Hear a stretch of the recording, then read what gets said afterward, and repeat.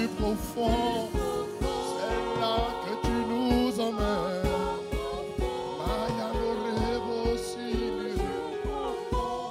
Avec toi, plus saint, plus saint, plus saint. Tu lèves une église sainte, tu lèves une église irréprochable, une église sans tache, une église sans tache, plus saint. Ah oui, plus saint.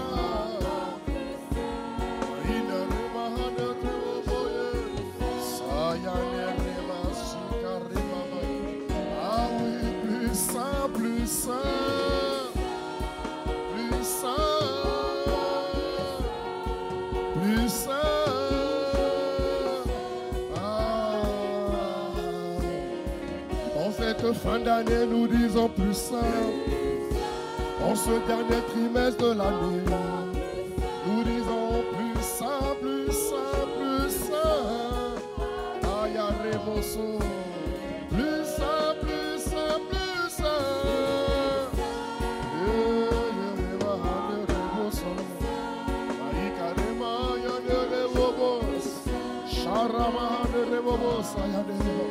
Plus saint, plus saint, plus saint. Plus saint, plus saint. Plus saint. Ah oui, Seigneur, nous te prions, cher Maha. Plus saint, plus saint. Tu l'as vu l'église sainte et forte. Oh, Yore Mama. Shinare Mama. Plus fort, plus fort, plus fort, plus fort, plus fort. Tu l'as vu l'église forte. Tu l'as vu l'église capable. Shayane Reba, Sele Reba. Plus fort, plus fort, plus fort, plus fort, plus fort, plus fort, Seigneur. Plus fort, notre Dieu. Plus fort, plus fort, plus fort, plus fort. Plus fort, Seigneur, notre Dieu. Sherema, Ikarema. Ikarema, Yalerebo, Bossa. En France, tu lèves une église plus forte. Tu lèves l'église véritable. En dépit des circonstances, Seigneur. En dépit des mauvaises nouvelles qui sillonnent les médias. Ce soir, nous nous accrochons à ta parole. Tu as dit que tu bâtiras ton église. Tu as dit que tu bâtiras ton église. Et qu'aucune porte de l'enfer ne pourra la limiter. Voilà pourquoi nous disons plus fort. Nous disons plus fort. Chérie Maya.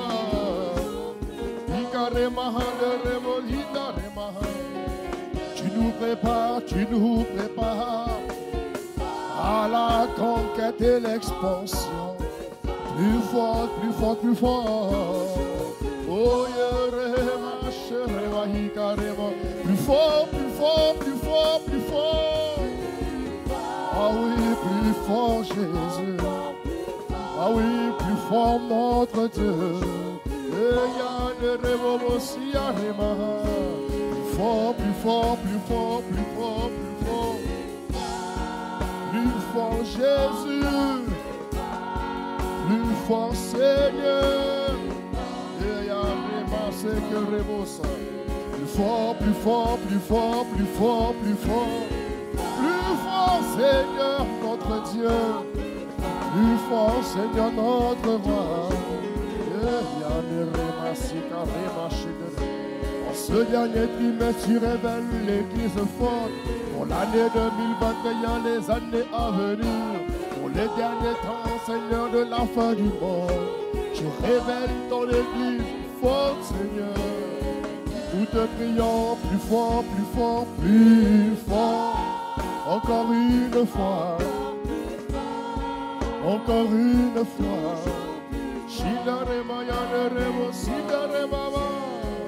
Plus fort, tous ensemble, plus fort, plus fort.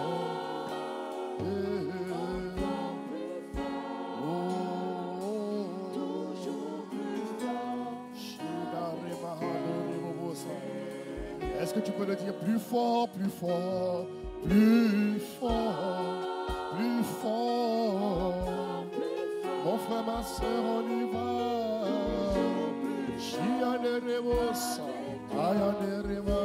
Dans ta santé, plus fort, plus fort. Sur ton pays, sur Marseille.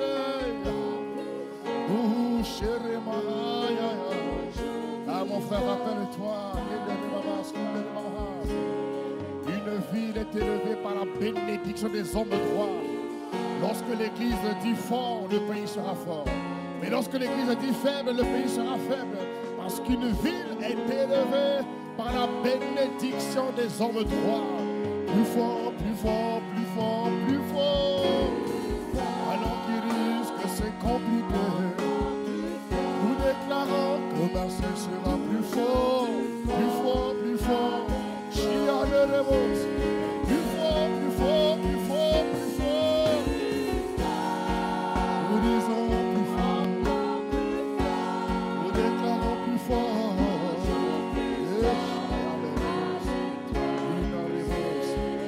Oh oui, plus fort, plus fort, plus fort. Encore plus fort. Avec toi, Jésus. Avec toi, Seigneur. Gloire à Jésus. Merci Seigneur. Merci les chantres. Que Dieu vous bénisse. Alléluia. Nous bénissons le Seigneur pour ce temps spécial qu'il permet. Amen. Nous sommes sur la première journée, la première édition de notre journée spéciale, l'Église forte et puissante par le Saint-Esprit. Cet après-midi, le but n'est pas de te donner de nouvelles connaissances. Non, loin de là. Tout ce que nous allons dire, c'est des choses que tu sais, en théorie. Mais nous voulons juste revoir avec toi le niveau de pratique que tu as à l'égard de cette parole que tu entends tout le temps. Que tu as, quel est ton niveau de pratique? Juste te permettre de voir comment est-ce que tu pratiques. Parce que toute saison est bonne pour pratiquer la parole de Dieu. Toute conjoncture est bonne pour pratiquer la parole de Dieu. Tu devais te donner un bon amen, un amen puissant. Alléluia. Toute circonstance est bonne pour révéler sa parole par ta vie. Et donc, le Seigneur nous a recommandé d'avoir ce temps avec l'Église, juste pour permettre à l'Église de voir jusqu'où elle pratique ce niveau de révélation qui a déjà été annoncé en réalité. Amen. Le but cet après-midi, je pense que l'Esprit donnera les choses d'une autre manière, tu me diras. Mais en réalité, c'est des choses que tu sais, c'est des choses que tu as déjà entendues. Alléluia. Parce que nous avons la grâce d'être bénis par Impact en chrétien. C'est une église où la parole de Dieu est fortement communiquée, elle est fortement libérée à travers tous nos campus qui sont répandus sur la surface de la terre. Donc cet après-midi, c'est vraiment un temps spécial où le Saint-Esprit veut juste te montrer jusqu'où tu es conscient de la parole. Alléluia. Jusqu'où tu es conscient de la parole et comment est-ce que tu pratiques la parole que tu as reçue en ces temps spéciaux que nous connaissons. Alléluia. Alléluia. En ces temps spéciaux que nous connaissons. Voilà pourquoi il a dit l'église forte et puissante, parce que l'église n'est pas forte parce qu'il y a la crise ou les tempêtes sanitaires. Non, l'église n'est pas forte à cause de la situation. Non, l'église est forte parce que Dieu a dit qu'elle est forte. En dépit des situations, en dépit des circonstances, nous, alléluia, église, Dieu a dit que l'église est la plus grande force de la terre qui existe. La plus grande force de la terre qui existe sur toute la surface de la terre. Alléluia, c'est l'église. Et tout à l'heure, je vais te le prouver par sa parole. Mais je veux juste te prévenir que l'idée, le but n'est pas de te communiquer de nouvelles choses. Le temps n'est pas aux nouvelles choses. Le temps est à la pratique. Donne-moi un bon amen. Là, le temps n'est pas pour te donner des révélations. Non. Le temps là que nous passons, que nous connaissons, c'est pour pratiquer la parole. C'est pour voir comment est-ce que l'église se tient. Comment est-ce que l'église se positionne. Comment est-ce que l'église agit de manière collective et de manière individuelle. Alléluia. Dieu nous dit dans le livre de Matthieu 16. Merci Seigneur. Dieu nous dit dans le livre de Matthieu 16, au verset 18. Dieu dit... Matthieu 16, 18, version du second. Dieu dit, Et moi, je te dis que tu es Pierre et que sur cette pierre, je bâtirai mon église. Je bâtirai mon église et que les portes du séjour des morts ne prévaudront. Alléluia. Pardon. Elles ne prévaudront point contre elle. La version Parole vivante nous dit ceci. Parole vivante dit, il dit, j'édifierai mon église. Alléluia. Autrement dit, je construirai mon église. Amen. Je construirai mon église. J'édifierai énonce le sens permanent de construire. Il dit, j'édifierai mon église devant laquelle ni le pouvoir de la mort. On va le lire ensemble. 1, 2, 3. On y va. J'édifierai mon église devant laquelle ni le pouvoir de la mort, ni les puissances infernales ne résisteront. Regarde la fin, il dit, aucun ennemi ne pourra la détruire. Est-ce que tu peux donner un bon amen à sa parole? Alléluia. Tu vois, ça, c'est ce que Dieu dit de la parole avant même que nous puissions exister sur la terre. Dieu avait déjà inscrit dans sa parole. Dieu a dit de son Église qu'aucun pouvoir, aucune puissance maléfique ne pourra la détruire. Ils pourront l'attaquer, oui, nous serons attaqués, oui. Il a dit, ils te feront la guerre, mais ils ne te vaincront pas. Alléluia. Dieu dit encore plus loin, dans le livre de Luc, dans le chapitre 10, au verset 19, Dieu nous dit ceci, Dieu nous dit, je vous ai donné le pouvoir de marcher sur les serpents et sur les scorpions. Alléluia. Il dit, je vous ai donné le pouvoir. Dis avec moi, nous avons le pouvoir. Oh, dis le plus fort, s'il te plaît. Nous avons le pouvoir. Dis-le encore. Dis. Bon, tu vois comment tu vas dire, j'ai le pouvoir. Tu vas dire, j'ai le pouvoir. Tu vas dire, nous avons le pouvoir de marcher sur les serpents et sur les scorpions. Et sur toute la puissance de l'ennemi. Regarde la fin, encore une fois, il dit, rien ne pourra nous nuire. Alléluia. Ce qui est fort ici, c'est que Dieu dit qu'il nous donne le pouvoir de marcher sur toute la puissance. Les serpents et les scorpions représentent ici toutes les entités maléfiques qui existent. Les entités maléfiques se manifestent de plusieurs sortes. Alléluia. Et donc ici, lui second a voulu spécifier leur manifestation, leur existence par les serpents et par les scorpions. Mais Dieu dit qu'il nous donne le pouvoir de dominer sur toutes ces espèces maléfiques. Il dit sur toute la puissance de l'ennemi. Ça veut dire que quelle que soit la manière dont Satan se manifestera, quelle que soit dans la manière dont Satan apparaîtra, quelle que soit la manière dont tu rencontreras Satan, frère, je ne sais pas. Parce que souvent, il a des apparences qui peuvent être très impressionnantes. Il faut le reconnaître. Alléluia. Oui. Il a des apparences qui peuvent être très, très impressionnantes. Plusieurs fois, en tout cas en ce qui me concerne, j'ai été confronté à ça. J'ai été confronté à rencontrer l'ennemi dans des apparences très, très impressionnantes. Mais Saint-Esprit a toujours dit, ne crains pas. Parce que ce qui est en toi est plus fort que ce que tu vois. Et le fait d'avoir cru en la parole, le fait d'avoir attesté la parole, m'a rendu par sa grâce plus que vainqueur. Et c'est ce que toi et moi nous sommes par sa grâce. Donne-moi un bon amen. Alléluia. Il dit que nous avons la puissance, nous avons le pouvoir de marcher sur toute la puissance de l'ennemi. Regardez également ce que dit le livre de Psaumes, chapitre 8. À partir du verset 5, il dit, qu'est-ce que l'homme? Il dit, qu'est-ce que l'homme pour que tu te souviennes de lui? Wow. Il dit, qu'est-ce que l'homme pour que tu te souviennes de lui? Et le Fils de l'homme pour que tu prennes garde à lui. Il dit ici, il dit au verset 6, tu l'as fait de très peu, inférieur à Dieu. Ça veut dire qu'entre toi, frère, il dit que nous avons été créés, nous avons été faits, nous avons été dotés de toute grâce, de tout don, de toute capacité qui nous rend de peu inférieurs à Dieu. Et la suite du verset dit, il dit, et tu l'as couronné de gloire et de magnificence. Alléluia. Tu lui as donné la domination sur les œuvres de tes mains. Et tu as, regarde la fin, tu as tout mis sous ses pieds. Est-ce que tu peux me donner un bon amen à la parole? en ce moment, il faut donner amen. Il faut donner un bon amen à la parole. Quand tu donnes un amen, l'Esprit conforte cette parole en toi. Tu comprends? Quand tu donnes un amen, l'Esprit conforte. L'Esprit amplifie la conscience de cette parole afin que tu puisses vivre dans la victoire permanente. Tu vois, ces 3 passages bibliques confirment. Il y en a plein, mais moi j'ai retenu 3. Ok? 3. Ces 3 passages bibliques confirment, bien aimé, que l'Église est la plus grande force spirituelle que Jésus a déployée sur la terre des vivants. Et Dieu nous a prévenus. Il nous a prévenus. Quel que soit ce qui va y arriver, quel que soit ce qui se passera sur la terre, rien ne pourra nuire l'Église. Et Pasteur Yvon l'a tellement dit plusieurs fois, entre le mois d'avril et le mois de juin, il a tellement dit de manière différente, mais il a dit la même chose.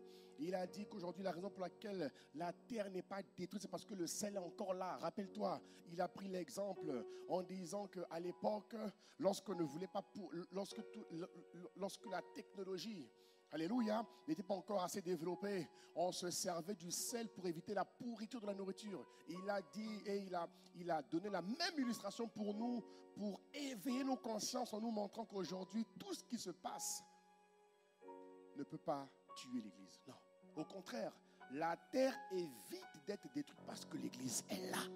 Et l'Église, mon frère, ma soeur, c'est toi et moi. Alléluia. Alors, sur la base de ces 3 versets bibliques, nous allons voir ensemble les caractéristiques de l'Église forte et puissante par le Saint-Esprit. Amen. Nous allons en voir 3 aujourd'hui. On va en voir 3 parce qu'on arrête à 17h, le temps avance très vite. Nous allons en voir 3 aujourd'hui.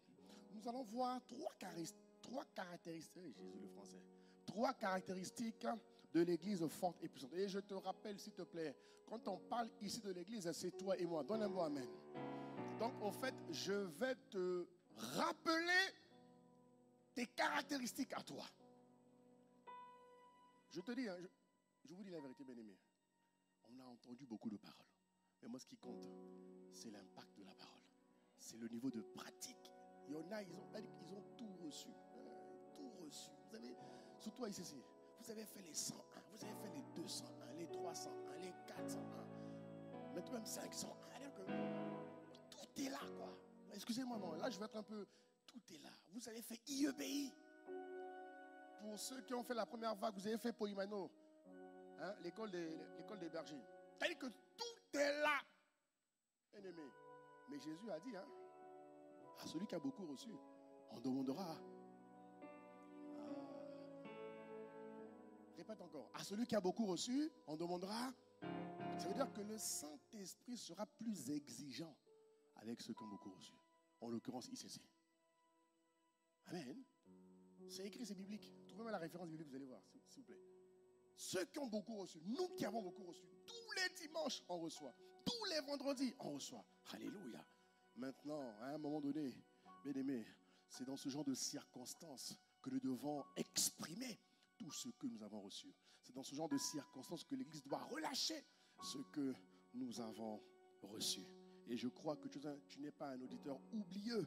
Je crois par la grâce de Dieu parce que nous prions pour que tu reçoives la parole. Nous prions pour que la parole que tu reçois ne te soit pas volée, qu'elle ne te soit pas dérobée. Nous prions pour que tu sois un auditeur pratiquant de la parole divine. Alléluia. Parce que nous savons que lorsque la parole est annoncée, Satan déploie des systèmes pour voler la parole. Voilà pourquoi on ne comprend pas comment est-ce que dans une telle église où il y a autant de monde, entre le taux de parole qui est libéré et le taux de praticité, il y a un fossé. On ne comprend pas. Oui, parce qu'il y a des entités sataniques, il y a des entités maléfiques qui ont été mandatées par l'enfer pour venir t'empêcher de comprendre la parole, t'empêcher de saisir la parole, t'empêcher de mettre la parole en pratique. Alléluia. Mais par sa grâce, nos prières viennent contrecarrer ces choses. Mais mon frère, ma soeur, tu es le principal acteur de ta destinée. Alléluia. Alors, c'est quoi? C'est quoi ça? Mais celui qui est... Ah oui, très bien, merci. Vous voyez, il dit ici, on aura... C'est quelle version? On demandera beaucoup attention, compliqué quand même. Dis-moi souvent, à ceux qui ont beaucoup reçu, on demandera beaucoup. Bon, gloire à Dieu, on acclame Dieu pour la sono. Ils ont trouvé le verset, c'est très bien. Alléluia, nous bénissons Dieu pour Monsieur Robert et ses équipes. Alléluia. Alors, première caractéristique, bien-aimée, de l'église forte et puissante. Et je te rappelle que l'église forte et puissante, c'est toi et moi. Amen. C'est toi et moi. Je vous dis une chose de tout mon cœur. Les ténèbres révèlent la lumière. Bien-aimé, je ne sais pas comment vous le dire en autre. Les ténèbres révèlent la lumière. Parfois, Dieu permet qu'il y ait un niveau de ténèbres assez conséquent pour que la dimension de lumière qui va luire soit sans précédent. Alléluia. La première caractéristique, c'est que l'église forte et puissante par l'esprit est une église qui est emmenée à être composée de chrétiens mûrs. Amen. L'église forte et puissante est une église qui est composée de chrétiens mûrs. Elle est composée de chrétiens mûrs. Ça veut dire que tous les enfants de Dieu, Dieu nous a donné le mandat. L'église est là pour quoi? Une église, elle est là pour gagner les âmes. Une fois que les âmes sont gagnées, elle est là pour les emmener à parvenir à la connaissance de la vérité. Une fois qu'elles parviennent à la connaissance de la vérité, elles doivent être établies comme étant des disciples. Et une fois que ces personnes deviennent des disciples, elles deviennent à leur tour des agents de transformation. Et en fonction de leur sensibilité avec l'esprit, avant même d'arriver jusqu'à la fin du parcours, elles peuvent déjà devenir des agents de transformation. Alléluia. Alléluia. Donc, l'église forte, celle que Jésus a prévue, celle que Jésus a déployée, celle que Jésus a préparée, celle que Jésus forme au quotidien, est une église qui doit être composée d'hommes, femmes, jeunes, enfants de maturité. Viens avec moi dans Éphésiens 4. Éphésiens 4, à partir du verset 12. Je vais lire la version Semeur. Version Semeur. Il dit, il a fait, il c'est Dieu, il a fait don de ces hommes pour que ceux qui appartiennent à Dieu soient rendus aptes à accomplir leur service en vue de la construction du corps de Christ.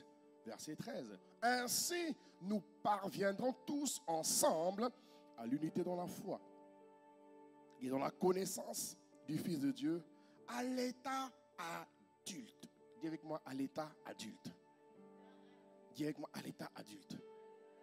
Virgule, à un stade où se manifeste toute la plénitude, alléluia, qui nous vient du Christ.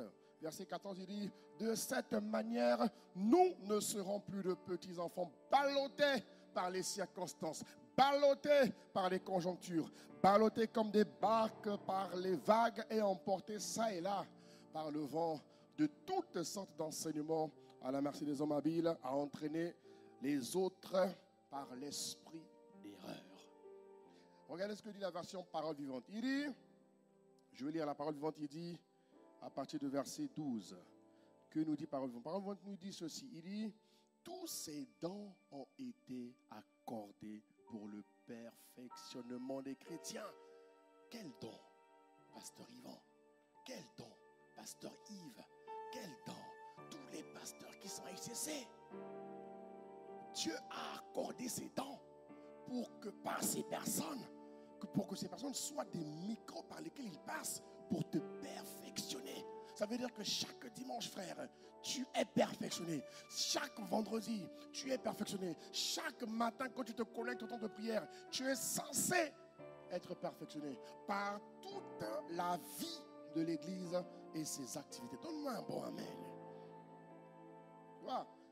Afin qu'ils soient tous convenablement équipés pour leur service, ou encore pour leur ministère, ou encore pour leur destin prophétique. Et que chacun soit rendu capable d'exercer son ministère en vue de la formation de Christ. Verset 13, il nous a donné ses frères pour que nous parvenions à une profonde unité par le moyen de la foi et d'une parfaite connaissance du Fils de Dieu, que nous devenions majeurs. Oh Dieu. Regarde la suite. Pleinement. Dis avec moi pleinement. Dis-le encore plus fort s'il te plaît. Il dit pleinement mature. Alléluia. Alléluia.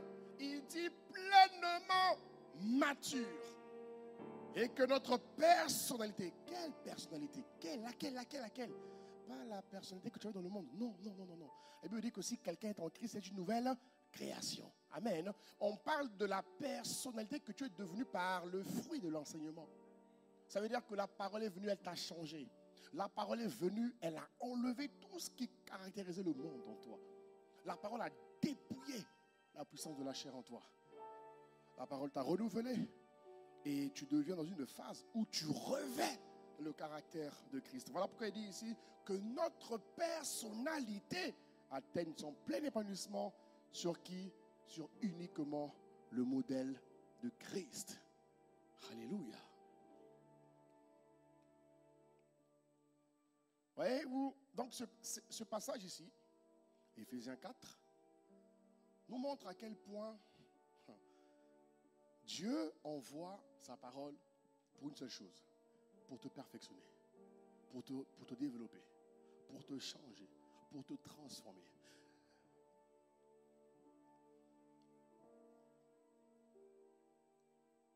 Dieu rend sa parole accessible en vérité pour te libérer. C'est-à-dire qu'à un certain stade, tu n'as même pas besoin qu'on prie pour toi.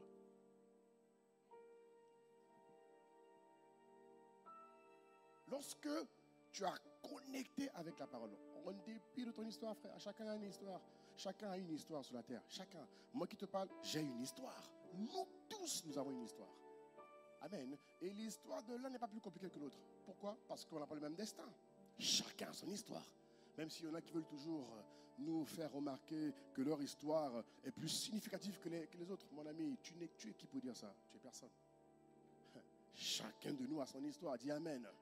Et chacun de nous doit assumer son histoire. Chacun de nous doit assumer son histoire. Notre histoire, notre passé dépend de ce que Dieu nous appelle à être demain. Parce que Dieu qui a le regard sur nous avant même que nous soyons réconciliés avec lui, Dieu voyait, Dieu nous regardait, Dieu avait son regard sur nous. Dieu l'a permis parce qu'il savait pour que le permettait. Alléluia. Mais la bonne nouvelle que je t'annonce, c'est que la parole vient pour te rendre meilleur. La parole vient pour te perfectionner. La parole vient pour te rendre, je ne sais pas comment dire, mais la parole vient en réalité pour t'emmener à être la véritable personne que tu es. Et la parole a un seul but. Parce que tout ce que Dieu fait doit grandir. Tout ce que Dieu fait est né pour grandir. Tout ce que Dieu sème doit grandir. Alors que tous les investissements de Dieu ont toujours vocation à mûrir. Est-ce que tu me comprends, mon frère, ma soeur? Ça veut dire quoi? Que toi et moi, nous devons mûrir.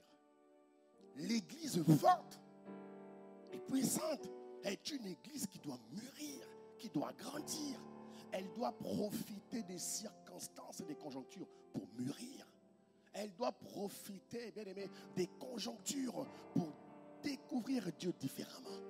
Elle doit, je ne sais pas comment te dire, mais elle doit en fait, elle doit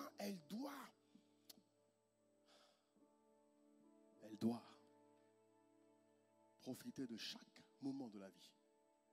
Quand on dit confinement, tu dis gloire à Dieu. Tu découvres Dieu différemment. Tu ne décroches pas, non. On a tout investi en toi. On a trop investi en toi. Quand on dit en c'est Dieu, l'Esprit, Jésus. Amen. Hein? Voilà. Tu comprends? On a trop investi en toi. Dieu a trop investi en toi pour que tu puisses décrocher à cause d'un confinement. Non. Le confinement est éphémère, il passera. Ce temps-là passera. Comme a dit Pasteur Question, ce temps-là va passer. Dis Amen, s'il te plaît. Dès qu'on aura trouvé le vaccin, ce temps va passer, les hommes auront même oublié. Vous allez voir. Ils auront même oublié ce qui s'est passé en 2020. Mais mon point est de te dire, est-ce que tu as profité de ce moment pour mûrir davantage? Parce que l'objectif de cette session de partage de la parole, c'est de t'emmener au fait à réaliser ce que tu étais censé faire, ou de confirmer ce que tu as fait, ou de t'emmener à te rattraper dans ce que tu n'as pas fait. Alléluia. Mais je te dis cet après-midi, bien-aimé, l'église forte et puissante existe pour mûrir. Et mûrir, c'est grandir. Mûrir, c'est grandir. C'est activer le processus de la transformation quotidienne de ta vie. En revanche, chère Église, refuser de mûrir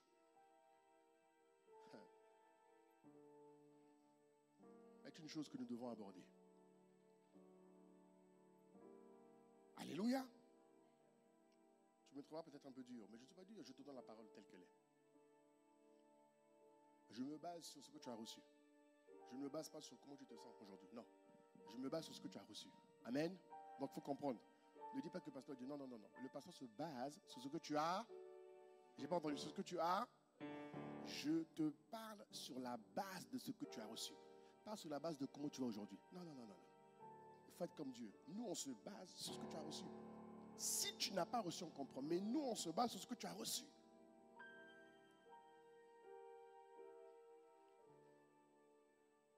Alors, je disais que refuser de mûrir fait de toi, ou fait de quelqu'un, ou fait d'une personne, alléluia, un chrétien qui est immature. Mais l'immaturité n'a pas été prévue dans le processus de Dieu. Avec tout ce que Dieu a déployé, avec tout ce que Dieu permet par ses églises, l'immaturité n'a jamais été dans le programme de Dieu. C'est l'homme dans sa désobéissance, l'homme dans son refus d'être comme Dieu, qui a créé, je ne sais pas comment on va dire ça. Comment on dit quand tu sors de la trajectoire là? Quand tu sors de l'autoroute, quand tu sors, hein? Bifurcation, c'est pas ça? Bon, on peut pas dire sortie d'autoroute, on peut encore quoi? Hein? Déviation, encore un dernier mot, donc on a sorti, déviation. Ah, brutal, ça c'est élevé ça. Ok, d'accord, très bien. Amen. Comprends-moi bien, bien-aimé. Il n'a jamais été prévu dans le plan de Dieu que son église soit immature. Il n'a jamais été prévu. Un chrétien ne peut pas dire, pasteur, je ne comprends pas. Ce n'est pas possible. Si tu ne comprends pas, on va te réexpliquer. Parce que quand tu reçois la parole, le Saint-Esprit est là pour adapter la parole à ton niveau de compréhension. Tu comprends? Est-ce que tu comprends? Dieu n'est pas comme l'homme. Dieu n'est pas comme l'homme. Non. Le but de Dieu, c'est de voir tous ses enfants grandir. Donc, il connaît ses enfants. Il connaît ses défis. Il connaît leurs limitations actuelles qui tomberont demain. Donc, il envoie son Saint-Esprit pour venir adapter le niveau de la compréhension de la parole envers tout le monde. Voilà pourquoi on dit toujours qu'avec Dieu, tout le monde a sa part. Alléluia. Refuser de grandir et de mûrir fait de toi un chrétien immature, fait de toi un chrétien sans fondement, fait de toi un chrétien qui n'a pas Christ comme appui. Refuser de grandir fait de toi un chrétien qui va se balader dans toutes sortes d'erreurs doctrinales et trompeuses. Durant ce temps, vous remarquerez qu'il y en a qui ont tenu et il y en a qui ont moins tenu. Mais à votre avis, quel est l'intérêt de Dieu pour ceux qui ont tenu et quel est l'intérêt de Dieu pour ceux qui n'ont pas tenu? Est-ce que Dieu a voulu qu'il y ait des personnes qui aient tenu et pas d'autres? Est-ce que Dieu a voulu qu'il y ait des personnes qui se soient accrochées et d'autres qui ont décroché? Je veux te montrer le caractère juste de Dieu. Je veux te montrer le souci que Dieu a pour son Église.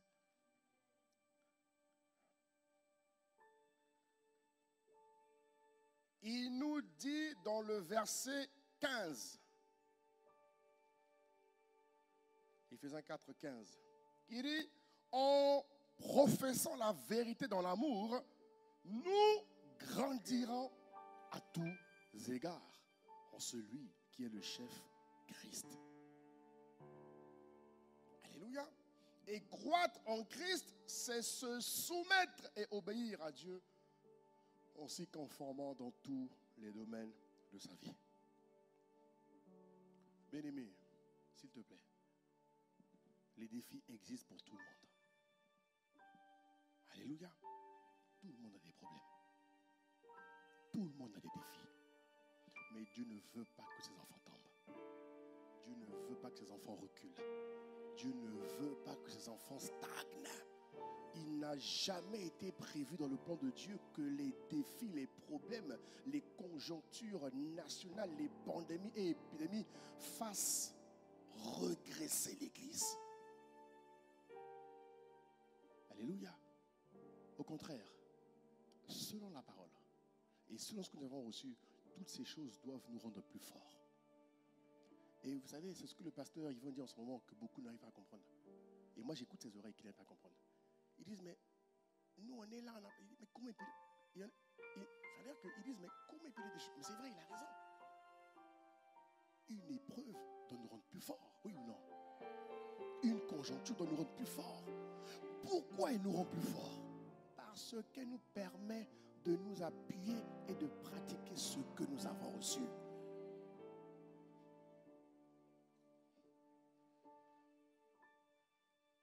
Alléluia. Un chrétien qui pratique sa parole, et j'insiste, tout le monde peut comprendre sa parole. Il n'y a pas, non, c'est faux, c'est faux, c'est faux, c'est faux. Même quand on parle de la parabole de la parole, du semeur, pardon. Amen. Même quand on parle des 25% qui ne peuvent que recevoir la parole, c'est des chrétiens qui choisissent de ne pas la recevoir. Ce n'est pas Dieu. Ah oui, frère, ce n'est pas Dieu. Dieu ne peut jamais permettre à ce qu'il y ait une partie qui avance et une autre qui regresse. C'est impossible. Ce n'est pas de Dieu. Ce n'est pas de Dieu. L'homme, oui. L'homme, oui. L'homme, oui. L'homme, oui. Mais pas Dieu. Non. Non. Dieu connaît le prix d'une vie. C'est lui qui crée les vies. Dieu connaît le prix d'une vie humaine. C'est lui qui crée les vies. C'est lui qui est mort à la croix pour toi et moi. C'est son sang qui a coulé de 9h à 15h. C'est le sang de Jésus, frère. Donc, Jésus a la notion du prix d'une vie mieux que toi et moi. On est ensemble, hein? Ok?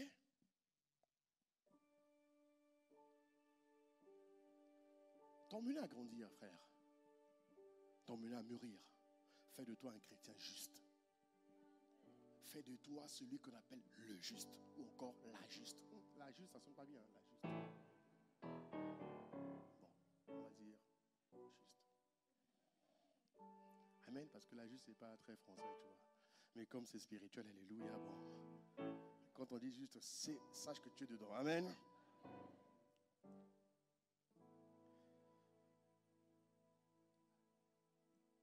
Pratiquer la parole t'emmène à être quelqu'un de juste. Et regarde ce que dit Psaume 37, verset 25. Regarde ce qu'il dit. Il dit, j'ai été jeune. Voilà quelqu'un qui a observé la vie chrétienne d'un homme juste. Il dit, j'ai été jeune et j'ai vieilli. Il dit, je n'ai point vu le juste abandonné, ni sa postérité mendiant son pain. Alléluia. Ici, c'est le grand David qui, à un moment donné de sa vie, a essayé de regarder un peu sur le rétroviseur de la vie. Il a observé un peu sa vie. Il a observé un peu la vie de certains justes. Et il a pu dire à Dieu pendant qu'il adorait Dieu. Il a dit non, en vérité, hein, j'ai été jeune. C'est-à-dire que dans ma jeunesse, j'ai vu des choses. Et j'ai vieilli. Je suis au bord de la fin de ma vie. J'ai vieilli. Je peux vous dire une chose. Je n'ai jamais vu de mon vivant le juste être abandonné de Dieu. Et à l'époque, c'était à l'Ancien Testament. Sachant que nous, nouvelle création, nous sommes sous le régime de la grâce. Donc on est encore plus privilégiés qu'eux. Alors si, durant l'Ancien Testament, le juste n'a pas été abandonné, pourquoi le juste sera abandonné maintenant? Dieu n'a aucun intérêt à faire cela. Amen. Tu comprends de quoi je parle, hein? Ça va, hein? Donne-moi amen, donne-moi amen, donne-moi amen, donne-moi amen. 1 Pierre 3, 10 à 12. 1 Pierre 3, 10 à 12. Il dit, qu'est-ce qu'il dit? Il dit, si quelqu'un en effet veut aimer la vie, qui veut aimer la vie? Tout le monde veut aimer la vie. Tu ne veux pas aimer la vie? Qui veut aimer la vie? Levez la main, levez la main, levez la main, levez la main. Ah, ouais, toute l'église de Marseille veut aimer la vie. Moi le premier. Alléluia. Si quelqu'un en effet veut aimer la vie et voir des jours heureux, moi je veux voir des jours heureux. Je veux vivre avec mon épouse.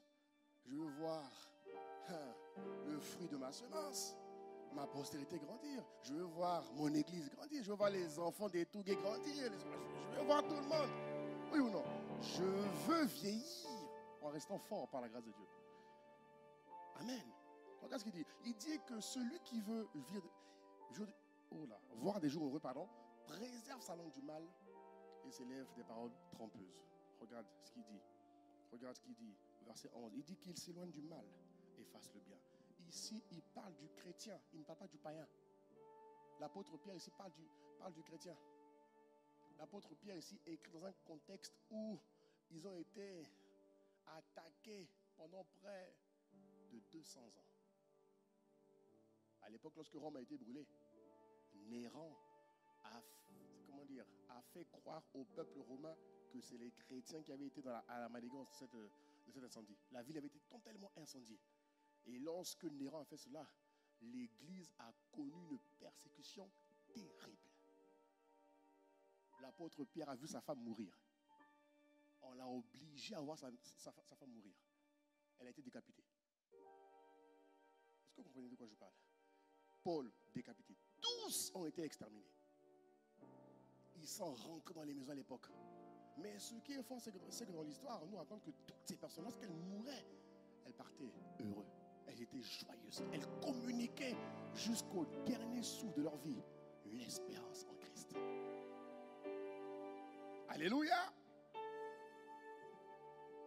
Et toi et moi, nous sommes loin de là. Nous sommes très loin de là. On ne t'a pas encore mis le couteau. Oui ou non? Toi, tu entends que l'épidémie frappe, mais tu n'as pas le couteau là à la gorge. Eux, ils avaient le couteau. Renonce à Jésus. Ils disaient non. Renonce ou on tue l'enfant. On a tué des enfants devant eux. Par amour pour Jésus. Pourquoi? La maturité était en eux. Ils avaient fait un avec la parole de Dieu. Ils n'étaient pas deux, ils étaient un. Le Christ était en eux. Et ça leur procurait une force et une joie terrible. C'est eux qui ont démontré ce que Néhémie a dit, que la joie du Seigneur est leur force. Et donc l'apôtre Pierre nous dit ceci, il dit, si quelqu'un veut vivre des jours heureux, alléluia, il dit qu'il s'éloigne du mal et fasse le bien, qu'il recherche la paix et la poursuive, car les yeux du Seigneur sont sur les justes.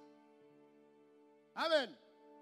Il dit, les yeux du Seigneur sont sur les justes. Et ses oreilles sont attentives à leur prière. Le juste est le chrétien mature. Le juste est le chrétien mature. Mais la face du Seigneur est contre ceux qui font le mal. Ceux qui font le mal sont les chrétiens qui ne pratiquent pas le bien. Ça veut dire quoi? Ce sont les chrétiens qui ne pratiquent pas la parole. Ce sont les chrétiens qui pratiquent partiellement la parole. Et avec les gens qui courent, bien aimé, c'est ceux qui pratiquent la parole à 100% qui seront sauvés. Dis amen. Hein? C'est ceux qui pratiquent la parole à 100% qui seront sauvés, qui seront justifiés et qui vaincront. Voilà pourquoi on dit toujours qu'une épreuve, lorsque le feu est là pour révéler qui est qui. Le feu est là pour révéler ceux qui sont vraiment en Christ. Parce que cette année, je peux vous dire une chose.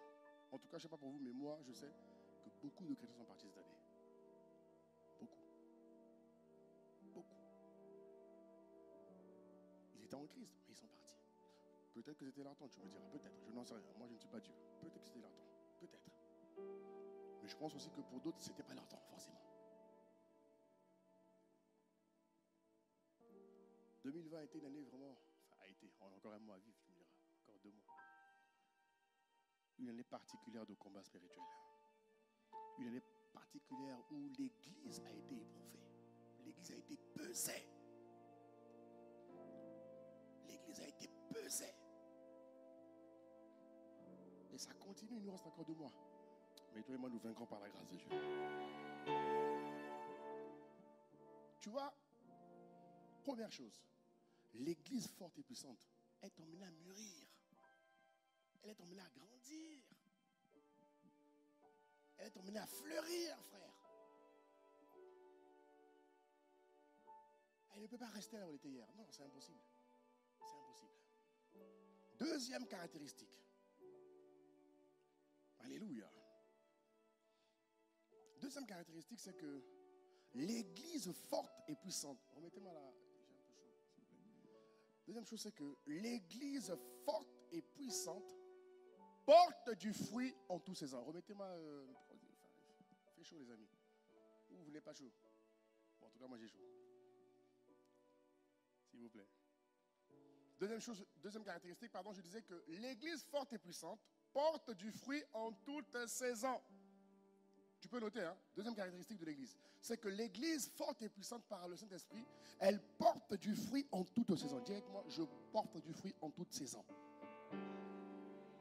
Ça veut dire que même en 2020, année qui était marquée par la pandémie ne m'empêche pas de porter du fruit. Parce que beaucoup de chrétiens se sont excusés de ne pas porter du fruit en 2020. Pourquoi? Parce qu'il y a la pandémie. Donc la pandémie t'empêche de porter du fruit. Oui, pasteur. Je dis donc, on ne lit pas la Bible de la même manière alors. Alléluia. Je t'ai dit que ce temps de partage, ce n'est pas pour t'apprendre de nouvelles choses, c'est juste pour voir ton niveau de pratique. Amen. Il y en a qui ont cru que les témoignages ont disparu dans l'église. Oui. Il y en a. Quand j'ai demandé, bon, allez prendre les témoignages. Il y en a qui ont dit, pasteur, appelle les témoignages. Pourquoi? J'ai pandémie. Frère. En tout cas, moi j'ai des témoignages. Pour ma propre vie avec mon épouse, nous, on a des témoignages. Non, sérieux. Hein? En tout cas, mon épouse et moi demandé à ma femme, on a des témoignages, frère. Nous-mêmes, avant de mettre l'église, ma femme et moi. 2020 est une année de gloire pour nous. C'est-à-dire qu'on est dans le combat spirituel comme tout le monde, mais Dieu nous fait grandir. Dieu nous fait triompher. Et si Dieu fait triompher ton pasteur, Dieu te fait triompher aussi. Donc tu ne dois pas être triste. Tu ne dois pas être triste. Non. Non. Tu ne dois pas être triste. Alléluia. Non, il y en a qui se sont excusés. Hein. C'est-à-dire qu'ils ont tiré le frein à main en 2020 dans leur vie chrétienne. Pasteur, il y a la pandémie. Frère. Donc la pandémie t'empêche de... Pasteur, les gens meurent. Donc les gens meurent, on ne prie plus quoi. On ne médite plus la parole. On avance plus, on ne sert plus Dieu. Pasteur. Donc il t'interpelle quoi, comme si c'est toi qui as un problème. Miséricorde. Voilà pourquoi il faut rappeler qui est l'église forte et puissante. Voilà pourquoi il faut t'interpeller. Il faut solliciter ta conscience pour que tu sois sûr d'être dans le vrai chemin de l'esprit. Alors, l'église forte et puissante porte du fruit en toutes saisons. Alléluia.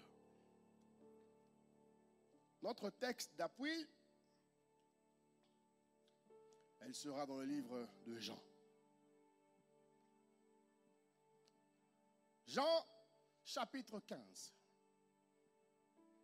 Verset 1 seconde. Jean, chapitre 15 et verset 16. On y va. Jean, chapitre 15, verset 16. Alléluia. Il dit, ce n'est pas vous qui m'avez choisi, mais moi, je vous ai choisi et je vous ai établi, afin que vous alliez et que vous portiez du fruit et que votre fruit demeure, afin que ce que vous demanderez au Père en mon nom, frère, il vous le donne. On va décortiquer ce passage ensemble. On va le décortiquer, Dis à ton voisin, on va le décortiquer.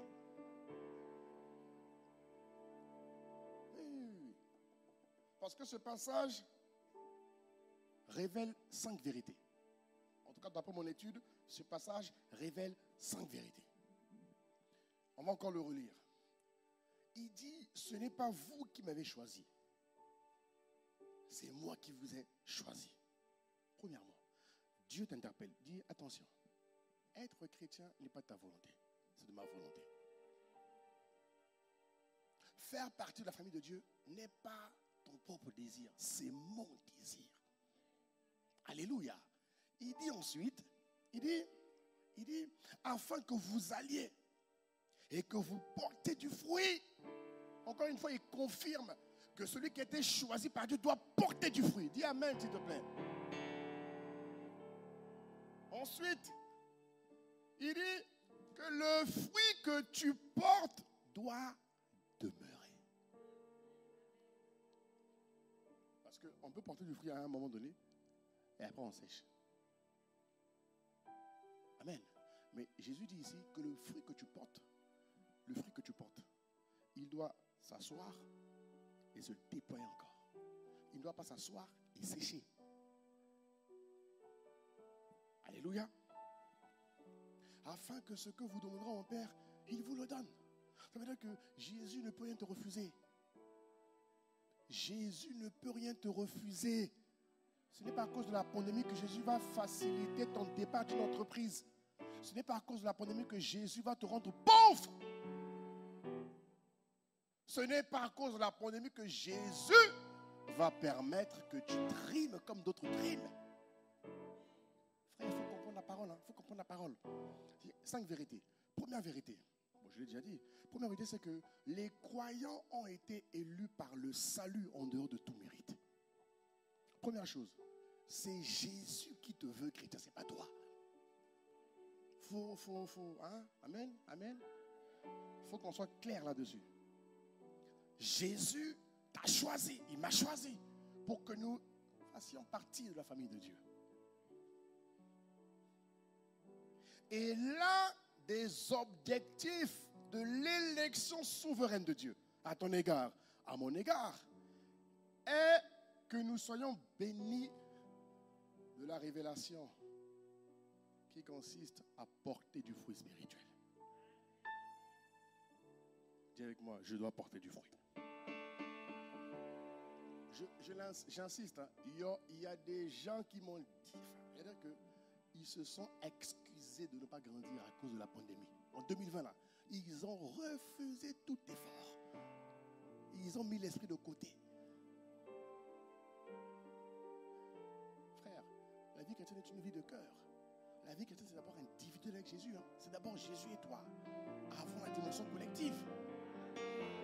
Ne l'oublie jamais. Jésus, c'est pas venir à l'église. Jésus, c'est marcher avec lui tous les jours. Vous deux d'abord.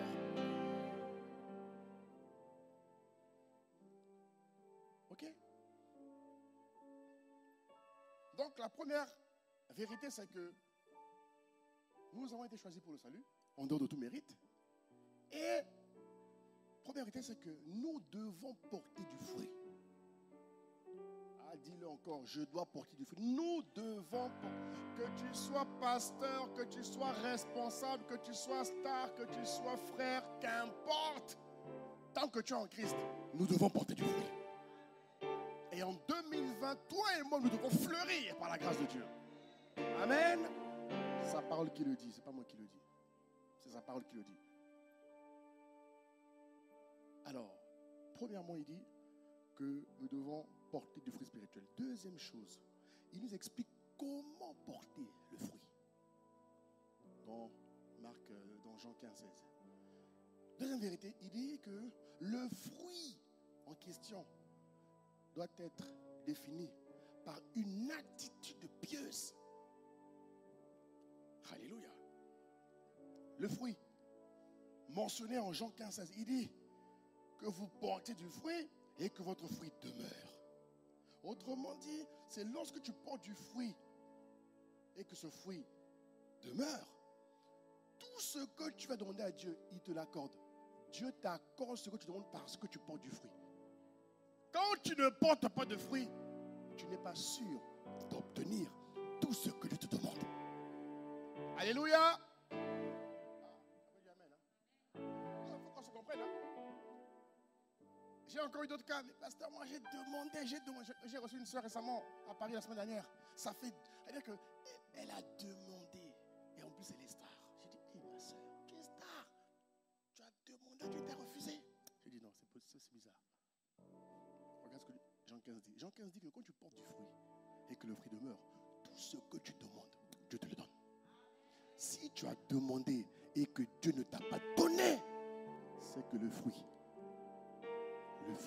Regarde ton voisin, le fruit. Alléluia. Dieu ne peut pas te refuser quelque chose. Quel que soit ce que tu demandes, Dieu ne peut. Moi, je ne me sens pas supérieur à quelqu'un. Je vous prends un exemple. Moi, je ne me sens pas supérieur à quelqu'un. Alors j'ai dit, Seigneur, moi qui suis humain et esprit, à mon niveau, si je suis un père de famille, et que sur mes enfants, il y a un qui a réussi, je me battrai pour que tout le monde réussisse. C'est-à-dire que je ne vois pas pourquoi je vais privilégier un au détriment de l'autre. Je n'ai aucun intérêt. Tant que mon enfant grandit, et il applique ce que papa dit, il est obéissant, mais papa va donner tout ce qu'il a. Oui ou non? Est-ce que tu comprends ce que je veux dire? Donc, si moi, Dieu me donne des choses, je ne peux pas comprendre pourquoi Dieu refuserait des choses à mon autre frère. Tu vois de quoi je parle ou pas? Puisque humainement, en tant que père d'enfant, en tant que mère d'enfant, je ne supporte pas mon enfant dans la demande. Je ferai tout. Un père fait tout. On fera tout. Pour que nos enfants ne manquent de rien, on fera tout. Alors à plus forte raison Dieu. Pourquoi on a des chrétiens qui veulent montrer que Dieu n'exauce qu'une partie de personnes? C'est faux. C'est faux. C'est faux. Il y a des conditions. Mais ton voisin, il y a des conditions. Comme toi qui es parent humain, ton fils vient, maman, je veux ça. Tu veux ça, maman? Ok. Maman va dire, si tu fais ça, tu auras ça. Oui ou non?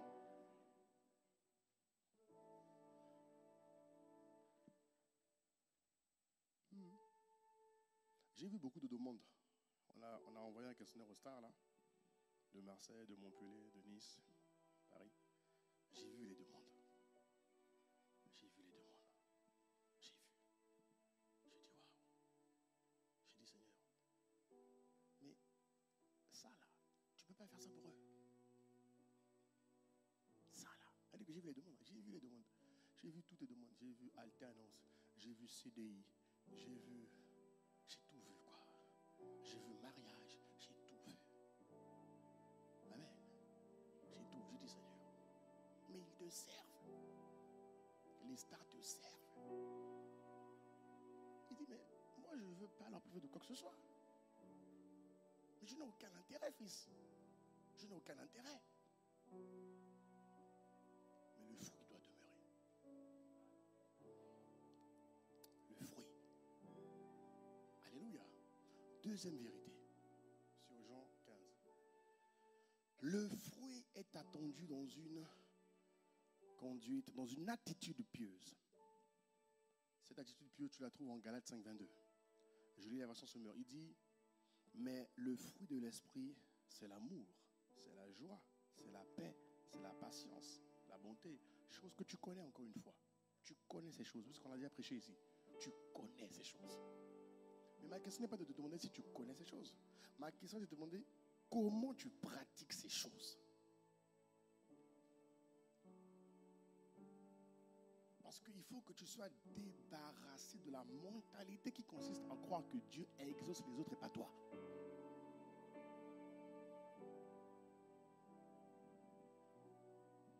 Amen.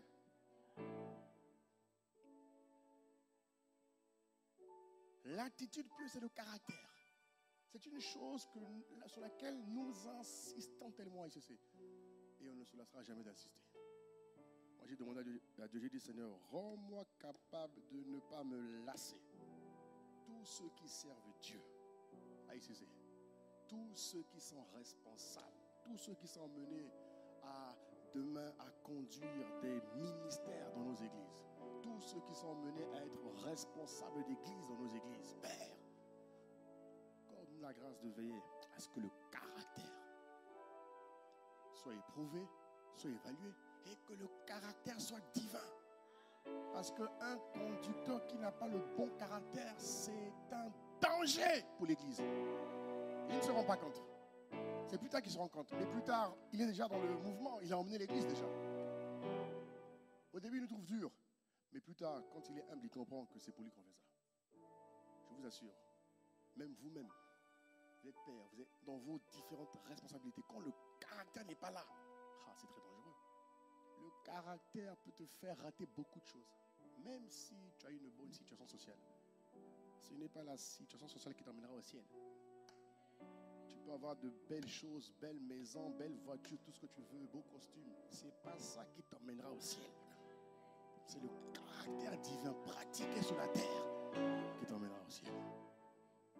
Voilà pourquoi on insistera toujours là-dessus. Deuxième chose, pour que le fruit, pour que tu portes du fruit et pour que ce fruit demeure, qu'est-ce qu'il faut faire?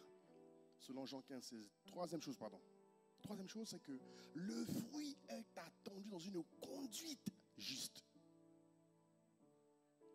Tu me suis, hein? Là, c'est les étapes que je te cite pour porter du fruit et pour que le fruit demeure. Troisième chose, c'est que le fruit en question, il est attendu dans une conduite juste. Regarde ce que dit Philippiens chapitre 1. Philippiens chapitre 1. Verset 9. Je vais lire la version parole vivante directement. Parole vivante, s'il vous plaît. Il dit ceci. C'est pourquoi je prie constamment pour vous. Ah Seigneur, oui, nous prions constamment pour vous. Je prie constamment pour vous. Je demande que votre amour mutuel augmente sans cesse. Et même pendant le confinement, même pendant la pandémie, l'amour doit augmenter, dis à ton voisin, sans cesse. Ce n'est pas comme le pasteur a dit, non. Ça dépasse la parole du pasteur. C'est du sans cesse. Du sans cesse. Il y a des frères qui nous ont dit, pasteur, moi en tout cas pendant le confinement, j'ai été abandonné. Hein. Oh, comment ça? Non, j'ai été abandonné. Comment ça, j'ai été abandonné? Une église, on est plus de 150 membres. Tu es abandonné? Comment ça, tu es abandonné? Non, mais personne ne m'a appelé. Ah bon? Ok. Toi, tu as appelé qui? Mais attends. Tu viens nous voir. Tu prends un rendez-vous. Le temps est compté. Mais tu prends quand même un rendez-vous. On te reçoit. Pour nous dire ah Seigneur, que tu étais abandonné. D'accord. J'entends. Mais toi, tu as appelé qui? Oh, mais comme personne ne m'a appelé, moi, j'ai appelé personne. Alors que Philippiens nous dit que notre amour mutuel doit augmenter sans cesse.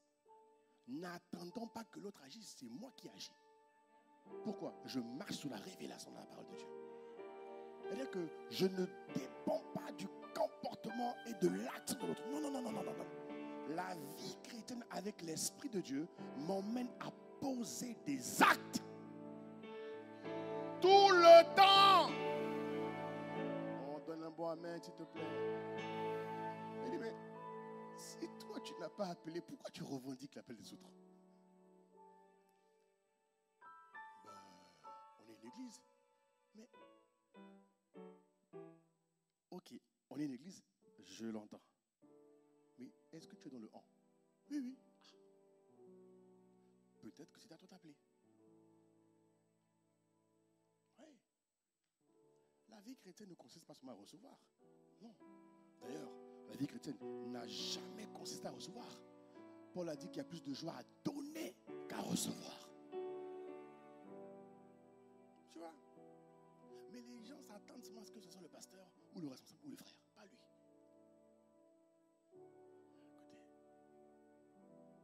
Écoutez, on doit pratiquer la parole, frère. Pas nos émotions, pas la chair. La parole, telle qu'elle est. La parole, frère. Alléluia. Il dit, je demande à ce que votre amour mutuel augmente sans cesse. En 2020, l'amour de Dieu doit augmenter en toi. L'amour, et Et justement, le fait d'avoir vécu ça, tu dois te dire, ah, Père, vraiment, si je suis là, c'est que tu me permets de me rattraper sur ce que je n'ai pas bien fait. 2020 doit être une année vraiment où, frère, on s'évalue, on s'observe, on prend rendez-vous avec soi-même et on renonce à tout ce qui n'est pas de Dieu. Parce que là, tu te rends compte que tout n'est que grâce. Tu peux partir du jour au lendemain. Alléluia. Il dit tout en s'enrichissant en pénétration et en tact, afin que vous puissiez mieux comprendre les autres. Jésus. Afin que vous puissiez mieux comprendre les autres et trouver leurs besoins réels. Ça veut dire que les relations qui sont compliquées, humainement parlant, parce que spirituellement parlant, les relations ne sont pas compliquées, elles sont fluides. Mais humainement parlant, lorsque la chair est encore forte, tu vois, le désir d'exister est encore fort, le désir d'être est encore fort, le désir de vouloir donner ses raisons est encore fort, tu auras du mal à trouver le besoin réel des autres. Pourquoi? Tu veux exister. Frère, la vie chrétienne est une vie de mort. Tu comprends, hein? Que ça te choque ou pas, la vie chrétienne là, c'est des morts qui marchent avec Christ. Tant que tu es vivant, tu auras des problèmes. Oui, oui. Tant que tu es vivant, en tout cas, tant que tu es vivant, tu vas mourir. On va te tuer ici. Pas te tuer. On va dire, ah, le pasteur André a dit, on va te tuer. Oh, il est cruel ce pasteur. Oh là là. Oui, je répète, la vie chrétienne est une vie de mort à soi. Et je sais, on va tuer ça. C'est pas toi qu'on va tuer, c'est, tu vois, ton moi qu'on va tuer. Oui, surtout quand tu vas servir et quand tu vas monter en responsabilité. Oui, mourir à soi est un signe de maturité. Il y en a qui disent, si c'est comme ça, je ne sers pas. Mais ma soeur, mon frère. Il dit, ah, parce que c'est comme ça, moi je ne sers pas. Moi je viens, je rentre. Rentre chez toi. Mais Dieu a dit que celui qui ne sert pas ne grandit pas. La vie qu'il te donne là, c'est pour un but. Il ne te donne pas cette vie pour venir à l'église et rentrer chez toi. Il te donne, tu vas voir les caractéristiques. La vie que, frère, Dieu ne donne pas les choses gratuites. La vie que Dieu te donne, il te la donne pour un but. C'est pas pour faire ce que tu veux. Non. Nous avons été rachetés de la vaine manière de vivre de nos pères au prix du sang. Tu crois que c'est pour rien? Waouh. Donc Jésus est mort à la croix pour te laisser faire ce que tu veux. Wow. Magnifique. Alléluia. Verset 10, il dit, vous saurez alors discerner. Dis avec moi, discerner. Tu vois, l'amour procure le discernement. L'amour ouvre tes yeux spirituels. L'amour procure le discernement. L'amour t'emmène à mûrir, à grandir, à fleurir. L'amour t'emmène à excuser les fautes des autres. Mais je parle de l'amour vécu. Alléluia. Il dit, vous saurez discerner les vraies valeurs et vous serez capable de distinguer l'essentiel de l'accessoire et trouver en toutes circonstances, regarde ce qu'il dit, la bonne manière d'agir. Alléluia. C'est pas le pasteur André qui a écrit, c'est la Bible. Dis à ton voisin, c'est la Bible, c'est pas pasteur André. Au cas où tu crois que c'est moi. Non, dis à ton voisin, ce n'est pas pasteur André, c'est la Bible. Hein? Donc, suis jusqu'au bout. Non, peut-être que quelqu'un va croire que j'ai tourné la Bible que j'ai écrit moi-même. C'est la Bible, parole vivante. C'est la parole vivante, c'est pas moi. Ok? Le fruit est attendu dans la conduite, dans ta conduite de tous les jours. Ça veut dire quoi la conduite? Ton comportement. C'est quoi la conduite? Tes actions, les actes que tu poses tous les jours. Même pendant le confinement. Oui. Et surtout pendant le confinement. Dis amen, s'il te plaît. Dis amen. Il dit, un tel discernement vous rendra pur et irréprochable. ainsi vous parviendrez au jour de Christ sans tomber en chemin. Regarde la fin. Il dit, ainsi vous parviendrez. C'est-à-dire que vous arriverez au jour de Christ sans tomber en chemin, ni causer la chute d'autrui. Ça veut dire que ton comportement ne fera pas tomber les autres. Ça veut dire quoi? Que ton comportement ne frustrera pas les autres. Tu me suis? Ça veut dire que ton comportement ne va pas attrister les autres. Non! Ton comportement va élever les autres. L'église forte et puissante.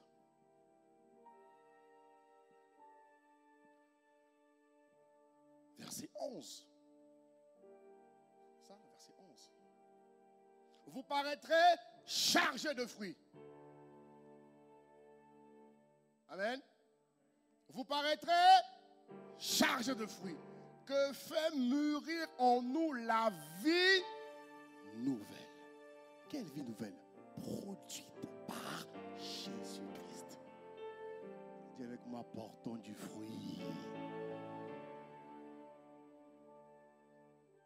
Dieu ne peut rien te refuser quand tu portes du fruit. Le problème, c'est quand tu bloques ta maturité. Quand ta chair bloque ta maturité. Quand ton intelligence humaine bloque ta maturité, ça compromet l'exaucement de tes prières. Dès le moment où tu arrêtes de grandir, tu n'es plus sûr d'être exaucé. Tu me suis? Je répète. Dès le moment où tu arrêtes de grandir, tu arrêtes de porter du fruit, tu n'es plus sûr d'être exaucé à 100%. Tu seras exaucé quelquefois, quelque temps, mais pas tout le temps.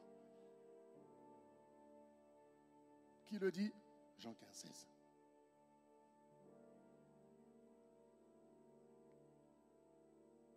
De cette manière, vous ferez honneur à Dieu qui sera loué à cause de vous. Oh Seigneur,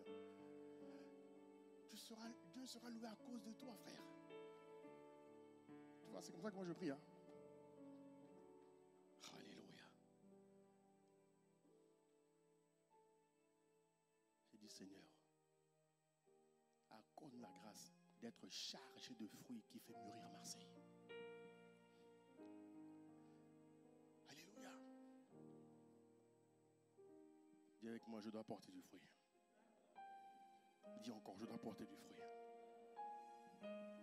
L'exaucement de tes prières dépend du fruit que tu portes. Et le problème, c'est que, voyez, qu'est-ce qui rend les gens jaloux? Qu'est-ce qui rend les gens amers? Qu'est-ce qui rend les gens frustrés? C'est de voir les autres être exaucés et pas eux. C'est tout. C'est tout. Ils n'ont malheureusement pas fait ce qu'il fallait. Toute erreur est humaine. Voilà pourquoi il ne faut pas juger les gens. On ne condamne pas les gens. Jamais. Il ne faut pas faire ça. Jamais. Il ne faut pas faire ça. Refuse de faire ça. Refuse de faire ça. Parce que tout le monde commet des erreurs. Moi qui te parle, je commets des erreurs. Tu comprends? Je commets des erreurs. Et le fait de commettre des erreurs me permet d'avoir plus compassion pour les âmes que j'encadre. Tu me suis? Et donc, c'est-à-dire que je dis, Seigneur, charge-nous, accorde-nous la grâce de mûrir. Tous les appels qu'on a eus pendant le confinement avec le pasteur Dieu, on s'est dit, ouais, ça a été, en tout cas pour nous, ça a été un bon test pour l'église.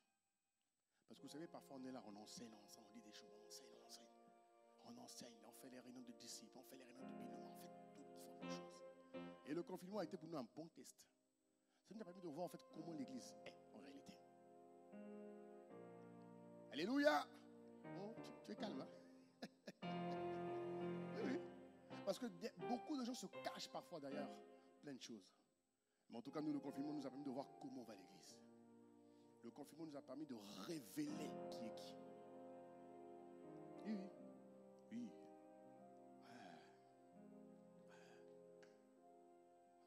En tout cas, de manière générale. De manière générale. Alléluia. Mes bien-aimés, mon but cet après-midi est de te rappeler que toi et moi, nous sommes l'église forte et puissante. Alors, quatrième étape pour que le fruit demeure, pour que le fruit que tu portes demeure, pour que le fruit que tu portes ne sèche pas, pour que le fruit que tu portes n'arrête pas de fleurir. J'ai dit quoi? Ceux qui notent. Est-ce qu'il y en a ma femme, toi qui... Quatrième étape, ok. Oui, il faut noter, hein. Tu notes pas, tu me regardes. Il faut noter. Tu me regardes avec tes yeux. Il faut noter. Moi, j'ai pris des notes dans ce que tu dis, mais toi, tu ne prends pas de notes. Moi, j'ai pris des notes quand Dieu m'a parlé. Et je viens te parler de la part de Dieu, toi, tu ne prends pas de notes, tu me regardes. Enfin, gloire à Dieu. Je ne fais que passer gloire à Dieu. Quatrième chose, pour que le fruit grandisse et demeure. Le fruit grandit et demeure lorsque tu baignes dans une conduite, dans une attitude de louange et d'adoration. Alléluia. Tu vois, toutes ces étapes sont nécessaires pour que le fruit que tu portes demeure. Hébreux 13, 15, regarde ce qu'il dit. Il dit, par lui, offrant sans cesse à Dieu un sacrifice de louange, c'est-à-dire de lèvres qui confessent son nom. Le chrétien fort et puissant, l'église forte et puissante demeure dans l'adoration. Il n'attend pas vendredi ou les 1 heure dans sa présence dans ICC TV pour adorer. Non! Tout ça là, ce ne sont que des moyens pour t'aider. Dis-moi amen. Il y en a, il dit que tant qu'il n'a pas écouté le 1 heure ICC, il n'adore pas. Je dis, mais frère, l'adoration n'est pas dans la musique. La musique est là pour te permettre de mieux adorer. Alléluia. La musique est là pour t'encourager. Mais la vraie adoration, c'est ton cœur qui exprime à Dieu. Voilà pourquoi il dit en Hébreux 15. Mais les gars, vous avez une version bizarre. Hein? Par l'entremise, ça veut dire quoi?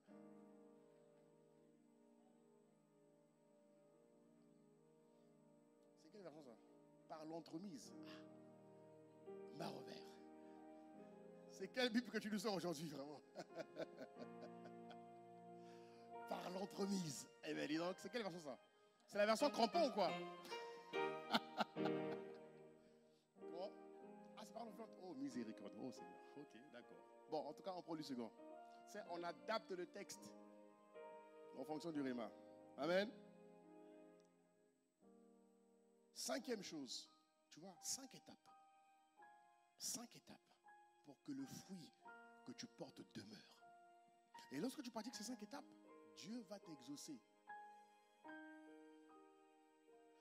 Le fruit demeure dans la capacité à emmener d'autres personnes à la foi en Christ Jésus. Oh, tu devais dire un grand Amen. Vraiment, Seigneur, aide-moi. Le fruit demeure par la capacité à emmener d'autres à la foi. Romains chapitre 1, versets 13 à 16. Alléluia. Il dit, je ne veux pas vous laisser ignorer, frères, que j'ai souvent formé le projet d'aller vous voir, afin de recueillir quelques fruits parmi vous, comme parmi les autres nations. Mais j'en ai été empêché jusqu'ici. Je me dois aux Grecs, aux barbares, aux savants. Ainsi, j'ai le vif désir. Ce qui m'intéresse, c'est la fin, c'est le 15. Il dit, j'ai le vif désir de vous annoncer aussi l'évangile à vous qui êtes à Rome.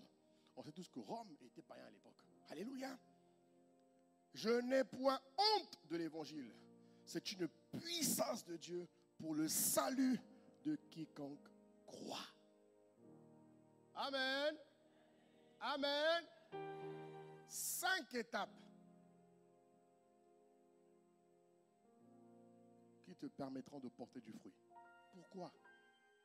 Lorsque tu portes ce fruit et que tu demandes à Dieu, Dieu ne te refusera pas. Comment je le sais? Jean 15, 16. On va encore le relire, Jean 15. Il faut que ça rentre. Il dit quoi? Il dit, je vous ai établi afin que vous alliez et que vous portiez du fruit et que votre fruit demeure. C'est-à-dire que le fruit que tu portes doit être là. Il doit être vivant. Il doit être grandissant. Pourquoi? Afin que ce que vous demanderez au Père en mon nom, il vous le donne. Pasteur, depuis 10 ans, je ne suis pas exaucé. Pasteur, depuis 5 ans, je ne suis pas exaucé. Ah, nous les pasteurs, vraiment, c'est la grâce de Dieu. Elle demande quand elle dit que tu as l'impression que Dieu est méchant. Quoi. Il y a des chrétiens qui te font croire que Dieu est méchant. Non, sérieux, ils te font croire que Dieu est méchant, que Dieu est injuste. Dieu est juste. Dieu est bon. Dieu est magnifique, frère. Et quand l'Esprit a ouvert mes yeux, là, j'ai dit, mais c'est pas vrai. J'ai dit, mais en vrai, Dieu ne refuse rien à ses enfants. Dieu ne refuse rien à ses enfants. Tout dépend de l'application de la parole. Amen. Et je répète la deuxième caractéristique. L'église forte doit porter du fruit en toutes saisons. En 2020, mon frère, ma soeur, j'espère que tu as porté du fruit. Toi seul, tu connais ta vie. Moi, je ne connais pas ta vie. C'est quand tu viens dans le bureau qu'on essaie un peu de voir par l'esprit. Mais toi seul, tu connais ta vie. En 2020, si tu n'as pas porté du fruit, il te sera difficile d'être exaucé pleinement. Et porter du fruit dépend de ton caractère. Tu vois, l'orgueil. Tu vois, la suffisance. La justification. Tu vois, toutes ces choses-là t'empêcheront de manifester le vrai caractère de Christ. Deuxième chose, la conduite envers les gens. Philippiens 9, 11. Moi, je prie avec ça. Je dis, Seigneur, accorde-moi la grâce. Accorde-moi la grâce d'avoir un amour de Dieu grandissant. Que l'amour ne reste pas à l'étape 2018. Non, que l'amour que tu me réserves pour 2019 soit mon partage. Donne-moi d'expérimenter les escaliers progressants de l'amour de Dieu. Moi, je prie comme ça. Parce que ma conduite envers les gens, j'ai besoin de savoir trouver le besoin réel des gens. Parce que souvent, les gens ils viennent te voir en rendez-vous. Ils te donnent une chose, ils t'apportent une chose, te faisant croire que c'est leur besoin. Mais quand tu sens dans l'esprit, Dieu te montre qu'en réalité, leur besoin est là. Mais eux, ils sont là. Donc si l'amour de Dieu ne grandit pas en nous, pasteurs, on aura même du mal à vous aider à progresser. Mais ici, Dieu ne le dit pas que pour les pasteurs. Dieu le dit pour tous les chrétiens. Ça veut dire quoi? Dans les relations épineuses que tu as avec ton frère et ta soeur, si tu n'arrives pas à trouver le moyen, tu n'arrives pas à trouver la voie, tu n'arrives pas à trouver le besoin qu'il a, la raison pour laquelle il te persécute, il te titille, la raison pour laquelle il te résiste, la raison pour laquelle il ne te supporte pas. Si tu n'as pas trouvé le moyen de trouver son besoin, c'est que c'est toi qui ne l'as pas mûri. Ce n'est pas lui. C'est trop facile de jeter la pierre aux autres. Trop facile. Jésus dit, le chrétien mature, il s'interroge, il se remet en question. Il observe jusqu'où il a pratiqué la parole comme elle est. Alléluia. La conduite envers les gens, elle te qualifiera ou elle te blacklistera. Mais je prie qu'elle te qualifie. Il dit un tel discernement vous rendra pur. Ça veut dire que même la manière de te comporter là te purifie. Frère, c'est fort quand même. Là, j'ai découvert que l'impureté, ce n'est pas que l'impudicité sexuelle. Hein? L'impureté a même lieu quand tu te comportes mal envers les gens. Et vous vous rendez compte? Le fait que je me comporte mal envers ma femme, mal envers mes gars, peut me rendre impur devant Dieu. Pas que dans la masturbation, pas que dans la cigarette, pas que dans la pornographie, pas que dans la fornication, dans les relations. Mon mauvais comportement me rend impur devant Dieu. Et ça verrouille l'exaucement de mes prières. Bien-aimé.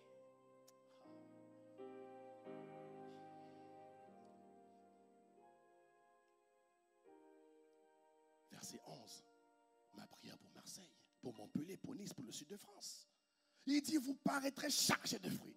Ça, c'est ma prière. Seigneur, charge-nous. En 2020, charge-nous.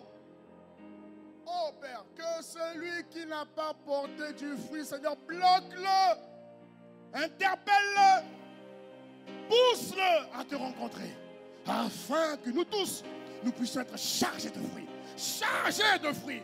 Pourquoi? Parce que lorsqu'on est chargé de fruits, nous mûrissons en nous la vie nouvelle produite par Jésus-Christ. Ah, bien-aimé.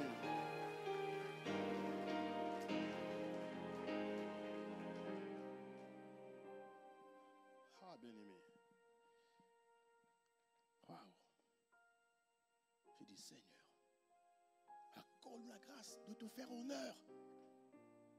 Accorde-nous la grâce de te faire honneur. Waouh! Dans mon caractère, dans ma conduite.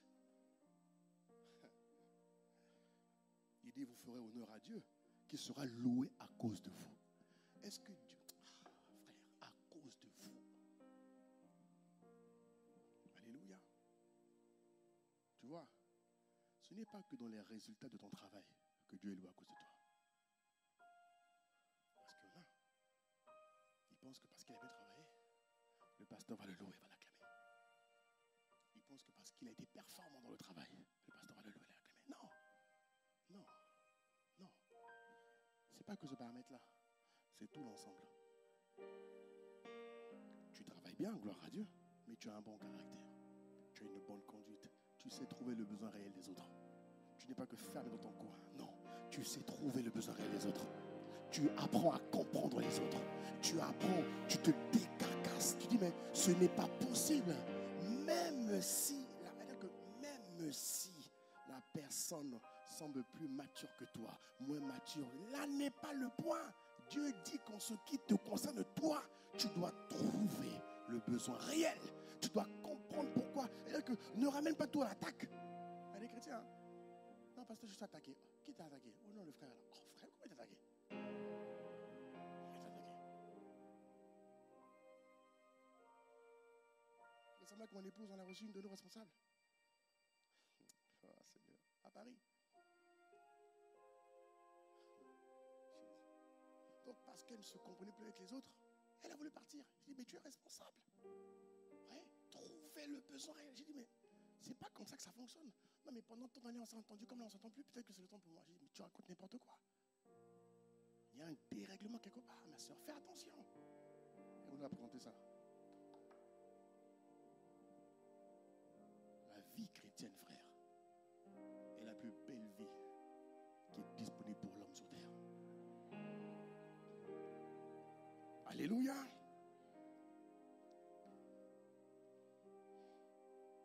La louange et l'adoration dépendent de ton niveau de méditation. On a vu il y a 2 semaines le pouvoir de la méditation. Je devais le continuer là, mais l'Esprit m'a dit de passer par ici. Ton niveau de louange et d'adoration que tu adresses à Dieu tous les jours ne dépend pas des circonstances que tu vis. Non.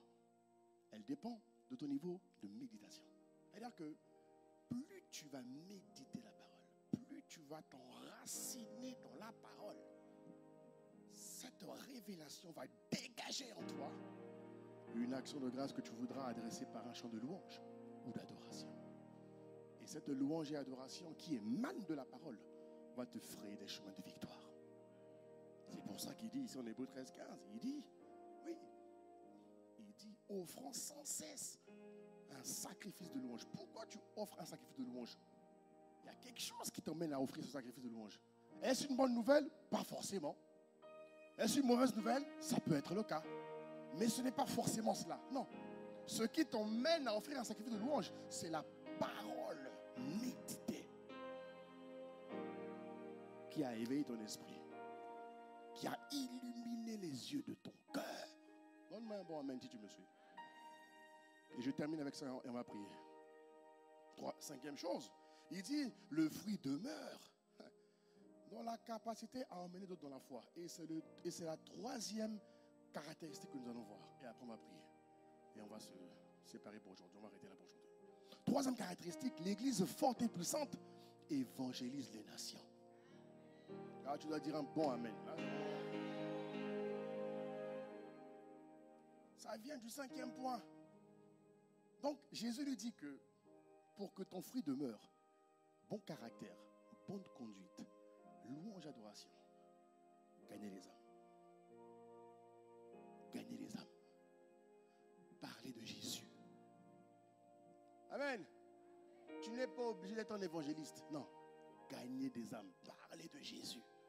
Distiller Jésus dans ton environnement. 3e caractéristique. Avançons. Il dit, l'église forte et puissante évangélise les nations. Et c'est ce que nous allons faire à Marseille. Encore et encore.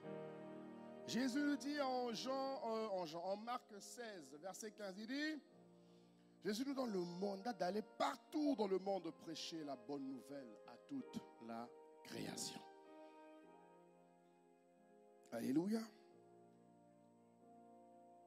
Voilà encore un des secrets qui caractérise l'Église forte et puissante. Vous allez voir que en évangélisant, il y a quelque chose de fort qui se passe dans la ville où nous habitons. Vous savez, il y a 3 raisons pour lesquelles vous et moi, nous devons annoncer, prêcher. Bon, peut-être que pour vous, prêcher, c'est un grand mot, je comprends. Parce que là, pour qui prêcher, c'est être ici. Mais, en fait, là, évangéliser consiste à parler de Jésus. Vous comprenez? Vous êtes au bureau, vous parlez de Jésus. Vous êtes au travail, vous parlez de Jésus. Vous êtes à la maison, vous parlez de Jésus. Vous êtes dans le train, vous parlez de Jésus. Amen. Vous montez vos escaliers chez vous, vous parlez de Jésus. Parce qu'il y a des chrétiens qui ne parlent pas de Jésus. Amen. Il y a 3 raisons importantes pour lesquelles nous devons parler de Jésus. 3 raisons importantes. 3. La première raison, c'est que nous parlons de Jésus parce que notre foi est dans le Seigneur Jésus et dans son évangile glorieux. La seconde raison pour laquelle nous devons prêcher, c'est pour démontrer l'amour que nous avons pour Jésus et l'espérance de son retour sur la terre. Tu n'aimerais pas partir seul. Tu aimerais que toute ta famille parte. Tu aimerais que tes collègues partent. Tu aimerais que ta vie soit sauvée autant que possible. Il y a des chrétiens qui se disent, on sait que tout à fait ne sera pas sauvé, donc à quoi bon? Je dis oui, mais ne dis pas à quoi bon. Fais ta part. Fais ta part. En fait, je ne l'avais pas vu comme ça. Je ne savais pas que évangéliser nous accorde, enfin comment vous dire, je n'avais pas vu cet angle-là. Je ne ralliais pas l'évangélisation aux fruits qui doivent mûrir en nous. Est-ce que vous voyez de quoi je parle? Je me disais que ça pouvait être dissocié. C'est-à-dire que tant que j'ai le bon caractère, tant que j'ai la bonne conduite envers les gens, tant que tant que je donne mes 10 000 offrandes, tant que je vis Dieu et que je ne parle pas de Jésus, c'est bon. Le fruit, je le porte. Dieu m'a dit non. Tu dois parler de Jésus à ton environnement. Parce que parler de moi augmente le fruit en toi. Alléluia. En fait, ça a ouvert mes yeux. Ça m'a emmené à ne plus reléguer l'évangélisation aux évangélistes. Alléluia. Oui, parce que c'est ce qu'on fait dans les églises. On relègue. On dit, bon, les évangélistes, occupez-vous de l'évangélisation. Alléluia. Ils sont allés se battre. Non. On doit avoir la culture de parler de Jésus. La troisième raison importante, c'est que Jésus nous a ordonné. Il nous a instruits. C'est le mandat qu'il a dit. Allez dans toutes les nations. Annoncez Jésus. Parlez de Jésus. Alléluia. Parce que si vous ne parlez pas de Jésus, il peut se passer des choses bizarres. Si à Marseille, on ne parle pas de Jésus, on ne rentre pas dans les sphères, parlez de Jésus. Frère, il peut se passer des choses. Comment je le sais? Viens avec moi. Viens avec moi dans le livre d'Ézéchiel. Alléluia. Viens avec moi dans le livre d'Ézéchiel. Ézéchiel 33. Ézéchiel 33. On a bientôt fini. On va prier. Et après, tu vas rentrer tranquillement à la maison. Ézéchiel 33. Verset 2. Je vais lire à partir du verset 2. C'est bon pour vous? Ok, très bien. Fils de l'homme, parle aux enfants de ton peuple et dis-leur, lorsque je fais venir l'épée sur un pays et que le peuple du pays prend dans son sein un homme et l'établit comme sentinelle, si cet homme voit venir l'épée sur le pays, sonne la trompette. Tu entends? Il dit, sonne la trompette et avertis le peuple. Et si celui qui entend le son de la trompette ne se laisse pas avertir et que l'épée vienne le surprendre, son sang sera sur sa tête. Ça va, tu me suis? Verset 5, il dit, il a entendu le son de la trompette et ne s'est pas laissé avertir. son sang sera sur lui. S'il se laisse avertir, il sauvera son âme. Verset 6 maintenant. Là, c'est toi et moi. Il dit, si la sentinelle c'est nous, c'est toi et moi. On prie tous les matins à 4 heures. C'est nous la sentinelle. On prie tous les matins. On fait tous les programmes de prière. Viens voir, reste. On fait tous les programmes de prière. Tout. On prie, frère, on prie. On commence corridor la semaine prochaine. Non-stop. Mais regarde ce que Dieu dit en ce qui nous concerne. Il dit, si la sentinelle voit venir l'épée et ne sonne pas de la trompette, si le peuple n'est pas averti et que l'épée vienne enlever à quelqu'un la vie, celui-ci périra à cause de son iniquité, mais je demanderai son sang à la sentinelle.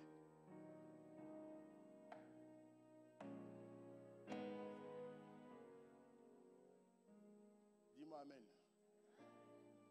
Tu vois pourquoi tout le monde a parlé de Jésus? Au fait, au-delà même du fait que Jésus réclame le sang de quelqu'un sur nos têtes. Parce qu'en réalité, si on ne parle pas de Jésus et que Dieu envoie ou que Dieu permet, des catastrophes comme la pandémie, le nombre de morts qu'il y a eu, j'espère, en tout cas je ne sais pas.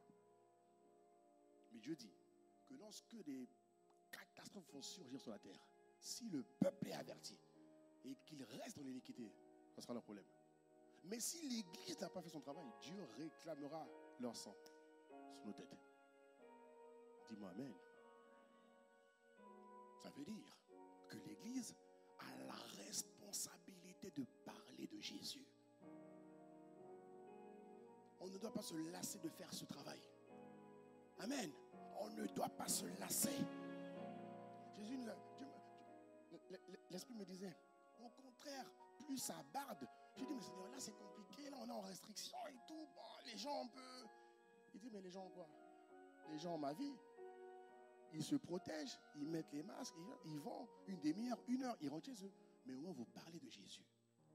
J'ai dit, Seigneur, pardon.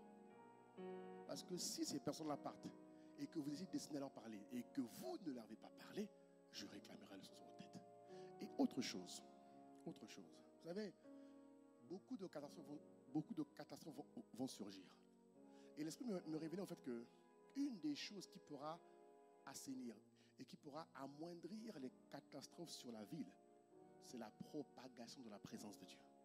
L'Esprit explique en fait que plus vous parlez de Jésus, plus la présence remplit la sphère de la société, la sphère de la ville, et le pays pourra être préservé de certaines catastrophes.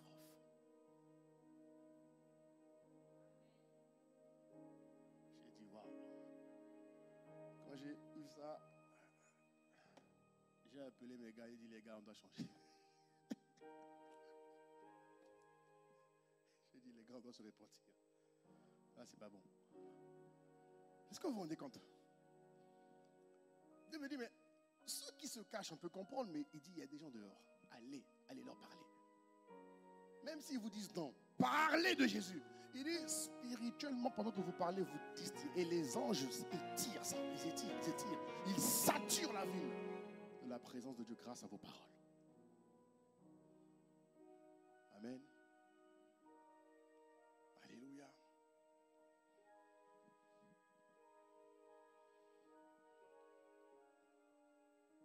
Dieu nous a donné la responsabilité de gagner les âmes, de localiser tous les perdus qu'il y a à Marseille, qu'il y a dans ta ville, dans ton quartier.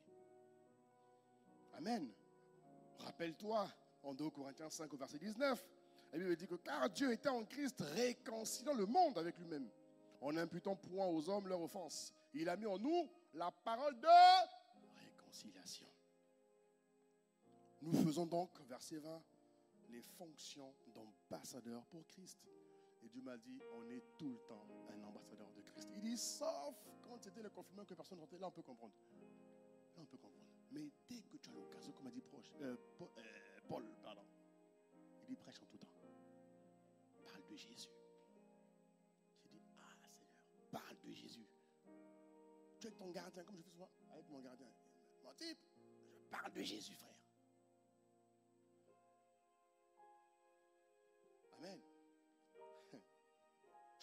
de Jésus.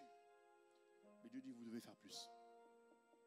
Parce qu'après le corona, ce n'est pas une mauvaise nouvelle, hein, c'est écrit en Matthieu, tu peux lire Matthieu. Hein. Après le corona, il y a d'autres catastrophes qui vont frapper. Et pour que Marseille et la France soient épargnés, on doit parler de Jésus. Il faut intensifier la présence de Dieu. Il faut intensifier dans les atmosphères, dans les arrondissements, dans les sphères d'influence. Il faut parler à l'école, il faut parler. Il faut que l'église s'organise à sortir tous les samedis. Vous voyez, non? Fin de l'année, on fait par exemple, nous ici, on fait par exemple des programmes pour enfants. Dieu m'a dit, mais pourquoi tu ne vas pas voir les orphelins? Va voir les orphelins. Allez voir les orphelins. Allez faire quelque chose pour les orphelins. Seigneur, miséricorde. Oui.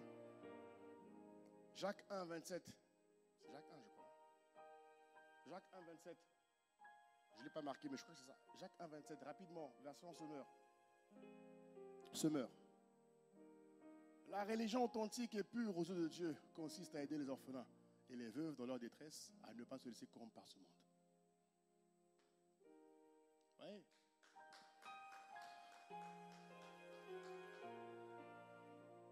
Donc, bien-aimés, nous devons nous mobiliser.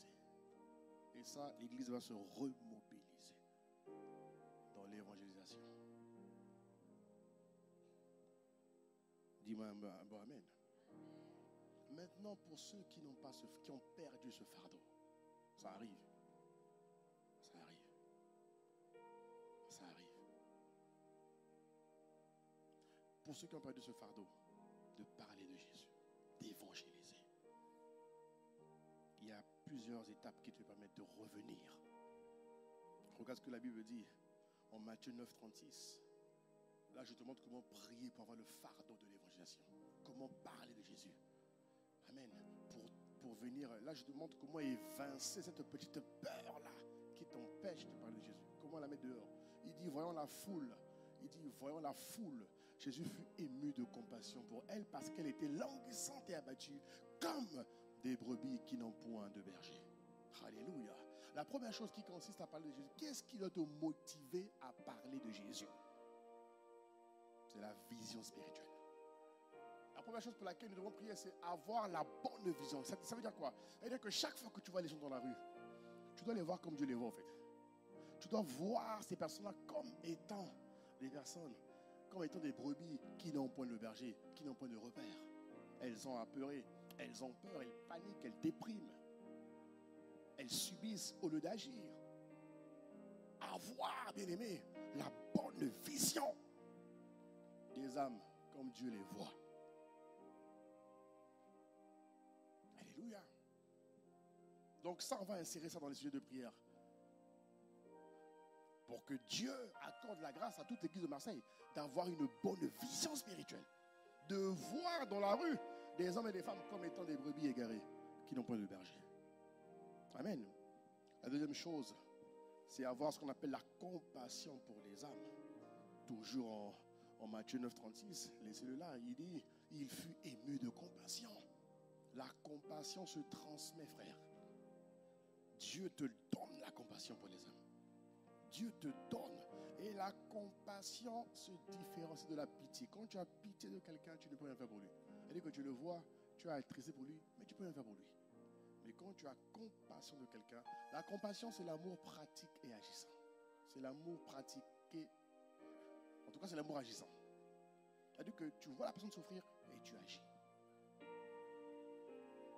Et c'est un moyen de parler de Jésus. Vous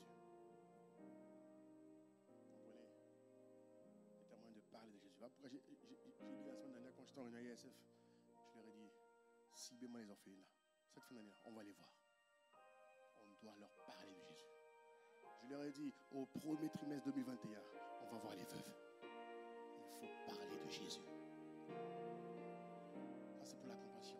Mais pour nous, Église, on doit sortir. On doit aller dans les places, dans les marchés. On doit parler de Jésus. Parler de Jésus, même s'ils n'entendent pas, ils vont entendre.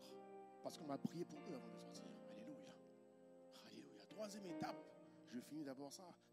Troisième étape, l'intercession pour les âmes. Oui, on va prier avant de sortir, bien-aimés. On va prier. On va prier pour que Dieu nous donne la force de ne plus nous décourager là-dedans. Moi, je prie vraiment que ce soit une culture à Marseille. Il faut qu'évangéliser soit une culture à Marseille. Une culture, ça veut dire quoi? Un système de pensée. Je ne peux pas être comme je suis sans parler de Jésus. Je ne dois pas.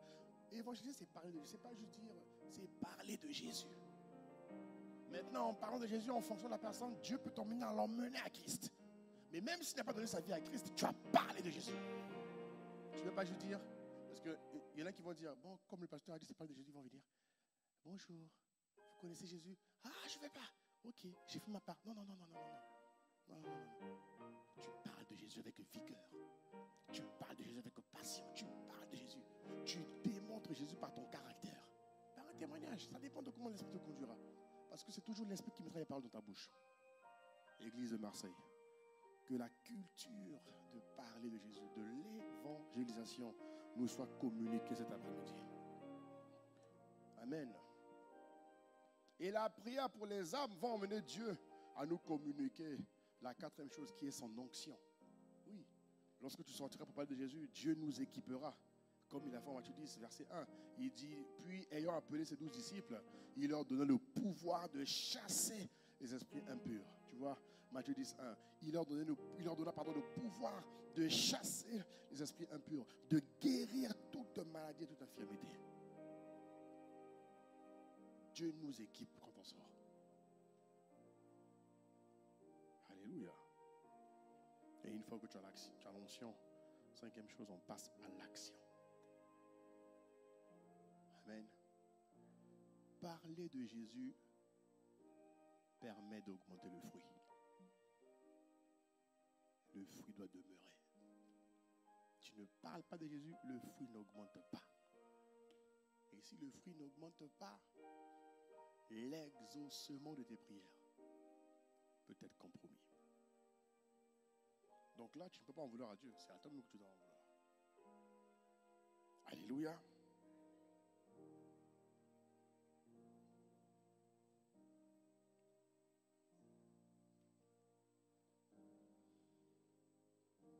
Donc, en ce mois de novembre, alors qu'ils annoncent que, oui, le mois de novembre va se compliquer, ok, c'est bien, c'est pas faux. Et bien aimé, on doit se mobiliser, dans la prière. On doit continuer à prier. L'église est la sentinelle.